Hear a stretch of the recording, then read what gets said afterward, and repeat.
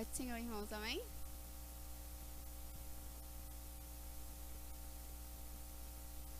É com muita alegria, né, que estamos na casa do Senhor, mais uma vez, para louvar e glorificar, né, o nome do nosso Deus.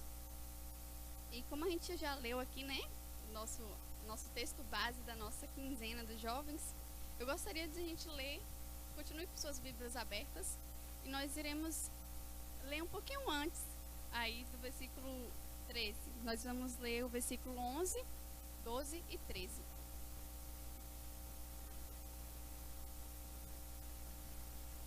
E que diz assim: revesti-vos de toda a armadura de Deus, para poderdes ficar firmes contra as ciladas do diabo. Porque a nossa luta não é contra o sangue e a carne, e sim contra os principados e potestades, contra os dominadores deste mundo tenebroso, contra as forças espirituais do mal nas regiões celestes. Portanto, tomai a armadura de Deus, para que possais resistir no dia mau, e depois de terdes vencido tudo, permanecer inabaláveis. Amém.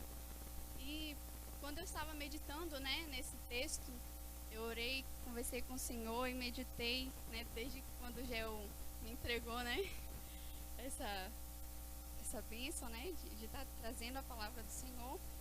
E o que eu consegui perceber aqui foi que Paulo, ele nos dá um conselho, ele nos traz um alerta, né? E no versículo 12, a gente acabou de ler que Paulo nos diz que a nossa luta não é contra a carne, não é contra o sangue, né? A nossa luta não é contra isso. E é para isso que nós precisamos estar utilizando a nossa armadura, a armadura de Deus.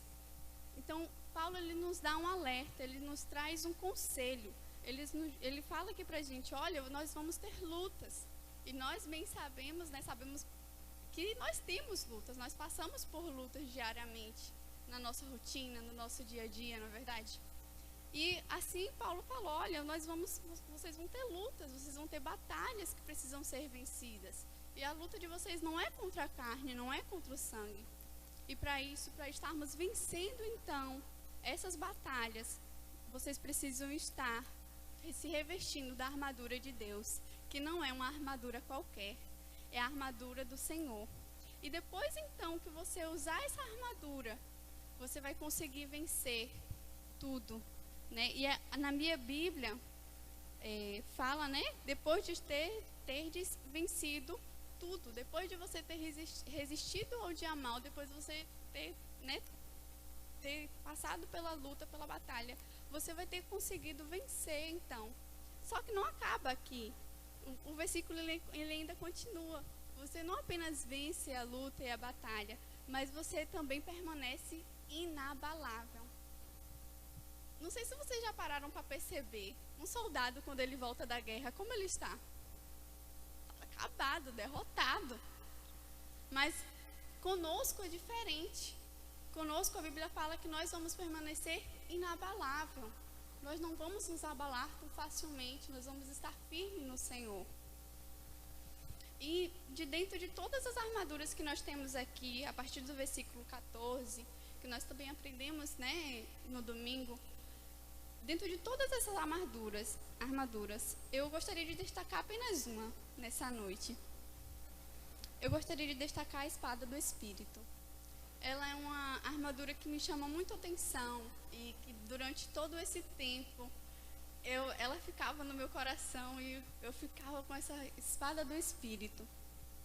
E eu me lembro, né, que a minha mãe, quando eu era mais nova, a gente era mais nova, né, assim, acho que tinha uns 12 anos mais ou menos. E quando a gente saía da igreja, a gente ia caminhando para casa, aí eu pegava a Bíblia mais leve e falava assim, mãe, segura aqui a Bíblia pra gente. E aí a gente ia fazer alguma coisa, ou então ia conversar com alguém. Não, mas segura aqui rapidinho a Bíblia. E a gente vinha, né, juntos. Depois a gente vinha juntos pra casa e quando chegava no meio do caminho, minha mãe falava assim, Bia, cadê a Bíblia? Cadê a sua espada? Aí eu, cadê a Bíblia? Eu já tinha até me esquecido onde eu tinha deixado. E aí então ela falava, olha, crente tem que andar com a sua espada. Eu ficava lá e toda vez sempre ela sempre falava isso, tanto para mim quanto para a Tef. E isso ficava fixado na minha mente. Crente tem que andar com essa espada. E tanto que hoje, aonde eu vou, onde eu viajo, eu tenho esse costume também de levar a minha Bíblia. Se é para minha faculdade, eu boto ali dentro da minha bolsa. Se é para uma viagem, eu levo ali dentro. Aí o crente tem que andar com a espada. A Bíblia fala que a palavra do Senhor é a nossa espada. E o soldado, ele não vai para a guerra sem armadura. Ele não é burro, ele não é besta. Ele não vai sem armadura, vai? Não. Então a gente também temos que pensar assim. Nós não podemos, né, viver diariamente sem a nossa espada, sem a nossa armadura. E então, para que apenas, né? Para que eu preciso utilizar essa armadura? Né? Para que eu preciso utilizar a espada do Espírito, que é a palavra do Senhor, que é a nossa Bíblia? Para a gente também não ser pego de surpresa. Como assim, Bia? No mundo, nós temos muitas aflições, nós passamos por vários momentos difíceis, mas às vezes a gente também é pego de surpresa, não é verdade? Às vezes a pessoa chega para você e fala, não, no versículo tal diz assim, mas você sabe que não é assim. Não, mas a Bíblia fala isso, isso e isso. Se você não tem o conhecimento da palavra, se você não tem esse conhecimento, você é pego de surpresa. Se alguém chega e te contesta sobre alguma coisa, te questiona sobre alguma coisa, como é que você vai ter argumentos para conversar com essa pessoa? Ah, mas o meu pastor, ele sempre fala que é isso, que não pode aquilo. Mas as pessoas não querem saber do que você apenas fala. Elas querem saber onde é que está na Bíblia o que você está dizendo. E para isso a gente precisa estudar. Nós precisamos nos deliciar na Bíblia. Nós precisamos estar constantemente lendo a Bíblia, segurando essa espada e procurando a fundo nela, para que a gente não acabe passando por um crente medíocre. E eu digo a palavra medíocre no sentido de um crente mediano, um crente que vive sempre na média, um crente superficial. E as pessoas, elas vão começar a te olhar dessa forma. É apenas um crente superficial, um crente que não vai mais a fundo. Ele não entende da palavra, ele não sabe. Ele só sabe do que dizem, do que as pessoas falam. Por isso a importância da gente estar se aprofundando na palavra do Senhor, na Bíblia, para que a gente possa, né, para que as pessoas possam nos ver como servos do Senhor, e não apenas como um crente qualquer. Ah, daí é um crentezinho qualquer. Não. Ah, Bia, mas é fácil? Não é. Não é fácil. Difícil? Bastante. Parece que quando a gente senta para ler a Bíblia, tudo acontece. O sono bate, o cansaço bate, dá uma coceira aqui atrás, dá uma dor nas costas, dá uma dor na bunda, a cadeira está desconfortável. Não é assim? Alguém chega para conversar com você, alguém bate na porta, até a chuva que começou a cair te desconcentra. Tudo acontece, alguma coisa acontece. E eu acabo me lembrando de uma coisa que eu aprendi na EBD dos Jovens, com o irmão Wagner, que me fez olhar de uma forma diferente. Que às vezes a gente se prepara para muitas coisas da nossa vida. Se eu quero casar, eu guardo dinheiro, vou juntando meu dinheirinho, construo minha casa para eu me casar. Se eu quero construir o meu negócio, eu vejo o que eu preciso, o que está precisando, o que eu preciso fazer para construir, para meu negócio bombar. Eu corro atrás. Se é um vestibular, o que eu faço? A gente estuda, corre atrás de cursinho, pega livro, assiste videoaula. E por aí vai. Na nossa vida, com os nossos sonhos e com os nossos planos, nós fazemos assim. E por que quando a gente quer sentar para ler a Bíblia, a gente faz diferente? A gente não se prepara. A gente já sabe, todo dia a gente sabe que quando você sentar vai bater o sono, vai bater o cansaço, vai bater milhares de coisas. E por que a gente não se prepara antes? Porque você não utiliza de estratégias. E nós precisamos estar utilizando estratégias, porque senão a primeira bandeja que o diabo nos oferece, a gente aceita. A gente cai. E a gente fica ali, naquele mesmo ciclo. Então essa é a importância de estarmos nos preparando. Se prepare para ler a palavra. Não desista facilmente. Não deixa que o diabo consiga vencer isso. Não deixa que o sono consiga te vencer, que o cansaço. Ah, eu vou perder tempo. A gente passa horas assistindo filme. Se você deixar, você fica o dia todo assistindo filme, série, novela. O livro você assiste, você lê assim. Bota aquele livro de romance, não é? Bota aquele, um livro de ação, de aventura, né? Sei que os meninos gostam mais disso.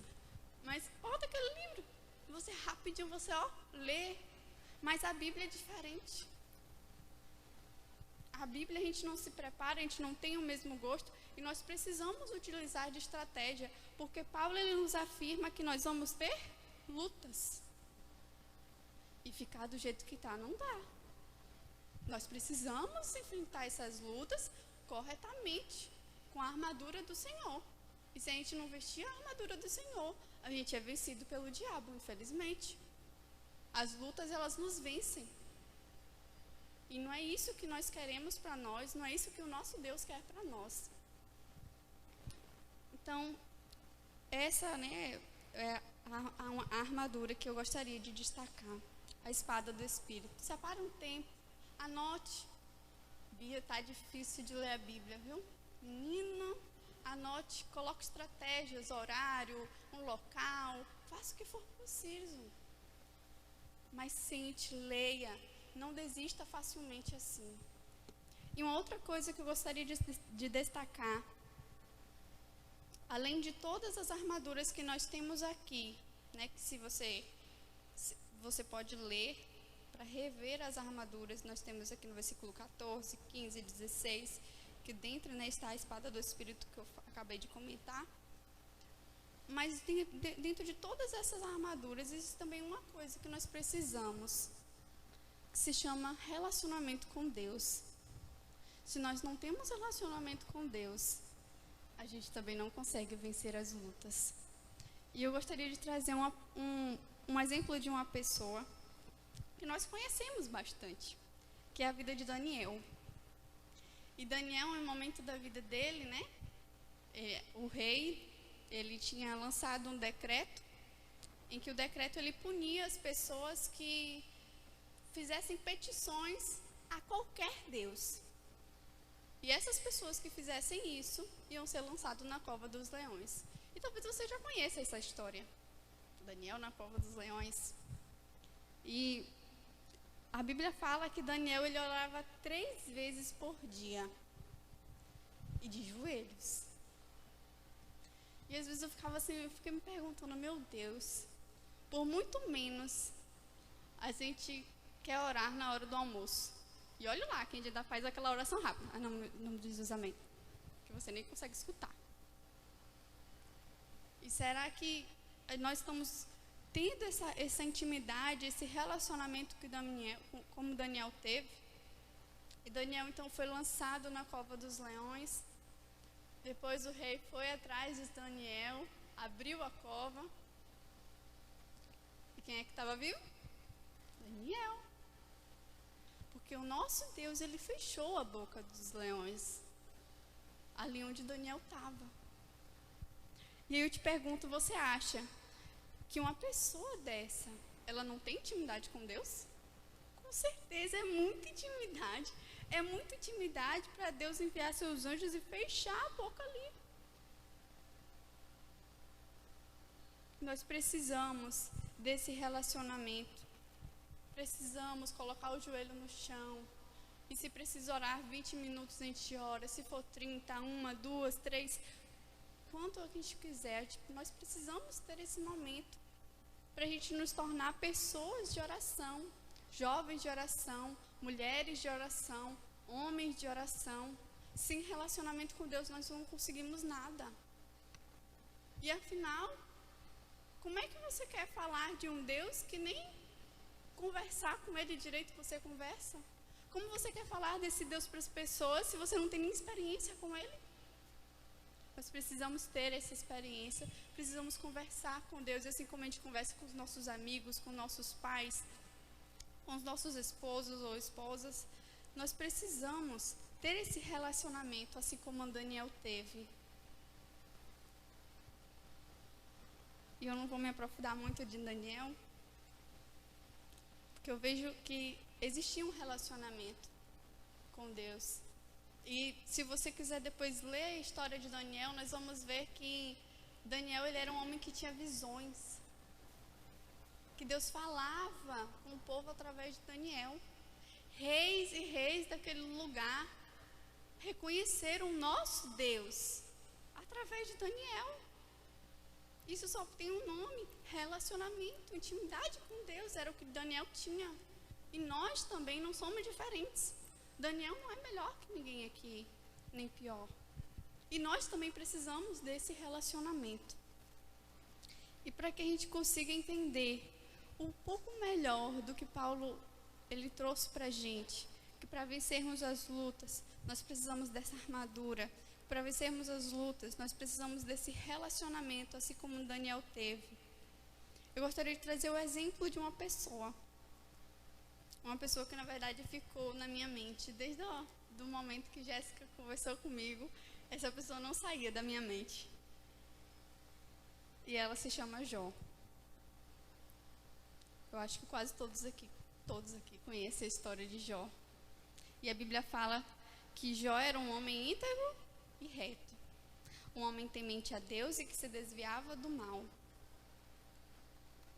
Para a gente fazer um resumo da história de Jó. Jó, ele perdeu tudo. A Bíblia fala que Jó era um dos homens mais altos do Oriente. E Jó, ele perdeu tudo. Jó perdeu as jumentas, as ovelhas, e era mais de 1000. Tá lá em Jó primeiro. Jó 1, tá lá.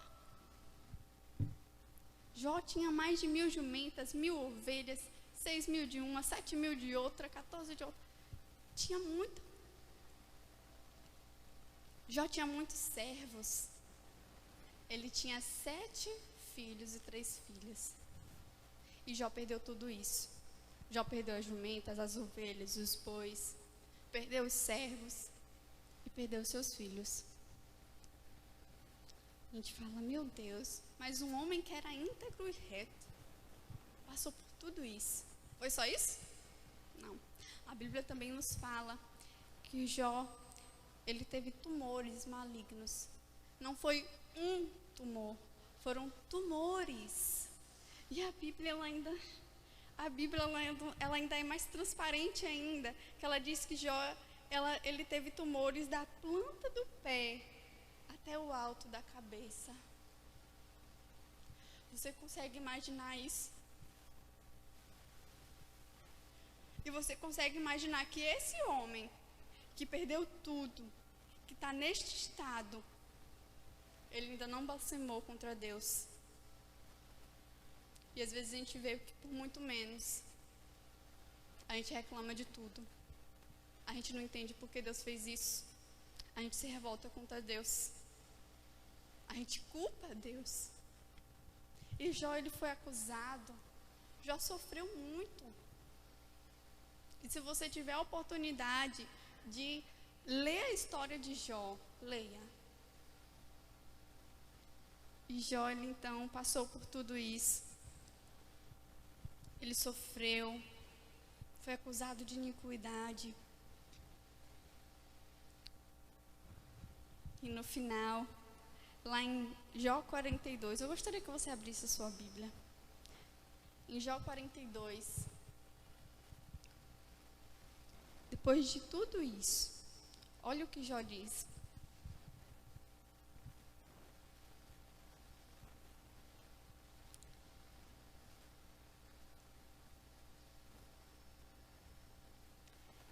Então, respondeu Jó ao Senhor: bem sei que tudo podes, e nenhum dos teus planos pode ser frustrados. Amém? Olha o que Jó diz para o Senhor. Jó sofreu tanta coisa, Jó passou por tantas coisas, mas ele chega para Deus e fala: eu sei que os seus planos não podem ser frustrados. E a tua vontade, ela é boa, ela é perfeita e agradável. E se foi isso que o Senhor quis, amém. E Deus então abençoou Jó. Deus deu em dobro tudo que Jó tinha. E se você quiser, você pode fazer a comparação do capítulo 1 com o próprio capítulo 42. E você vai ver que Deus realmente, ele deu em dobro tudo que Jó tinha. E se Jó antes tinha 7.000 ovelhas, agora ele teve 14.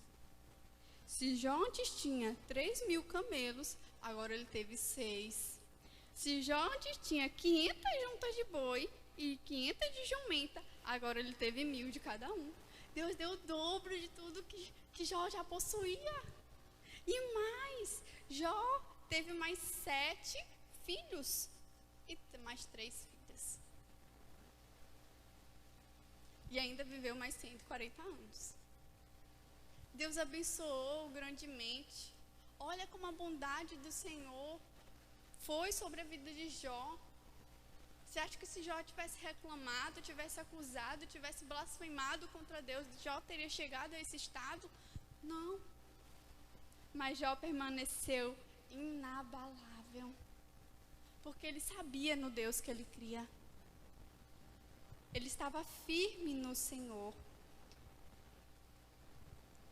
E esse é o exemplo que nós devemos seguir. O exemplo de Jó. Aconteça o que acontecer, fique firme no Senhor. Fique firme. Deus tem o melhor para as nossas vidas, por mais que às vezes a gente não entenda. Eu tenho certeza que em muitos momentos Jó não entendia porque aquilo estava acontecendo. Mas Jó, em nenhum momento, ele se voltou contra Deus. Pelo contrário, ele ficou firme no Senhor. E quando nós ficamos firmes no Senhor, nada abala a nossa fé, assim como Jó. Jó sofreu, doeu. Imagina o quanto Jó sofreu. Mas quando a gente está firme no Senhor, nada vai abalar o que a gente tem de mais precioso, que é a nossa fé em Cristo. E eu me recordo de um hino do cantor cristão, que ele fala assim: nada ponho a minha fé, senão na graça de Jesus. Em que você está colocando a sua fé? Em que você está colocando? Coloque em Cristo. E mais à frente ainda, né? Ele vai falar que a minha fé e o meu amor estão firmados no Senhor. Que a sua fé esteja firmado no Senhor diariamente. Que a sua fé esteja firme em Cristo. As coisas vão acontecer, as lutas vão vir, mas fique firme no Senhor. Porque quando estamos firmes no Senhor, não tem doença, não tem enfermidade, não tem crise, não tem luto, não tem vírus que nos abale. Porque a nossa fé é Cristo. E o nosso Cristo é maior do que tudo isso. O nosso Cristo é muito maior do que esse vírus. É muito maior do que qualquer outra coisa que você possa imaginar. Então fique firme no Senhor. Tenha foco e determinação no que você quer. Se é isso que você quer para a sua vida, estar firme no Senhor. Foque. Não se distraia com as coisas desse mundo. Não se distraia facilmente. Você quer estar firme no Senhor e poder permanecer inabalável depois das lutas, porque lutas nós temos todos os dias. Então não se desfoque. Foque em Cristo.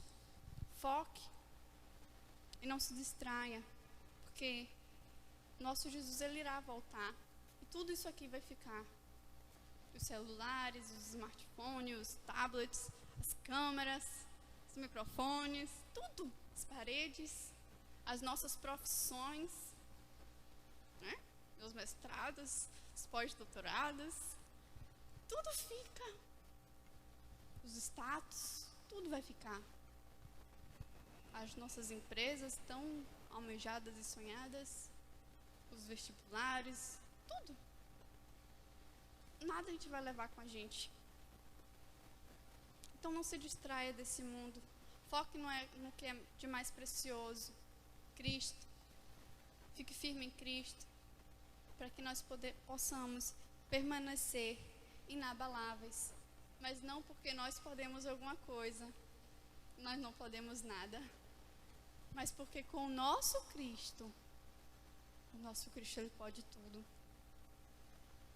E eu gostaria de finalizar, como é a quinzena dos jovens, eu gostaria de finalizar lendo um versículo que fica em 1 João, capítulo 2, versículo 14.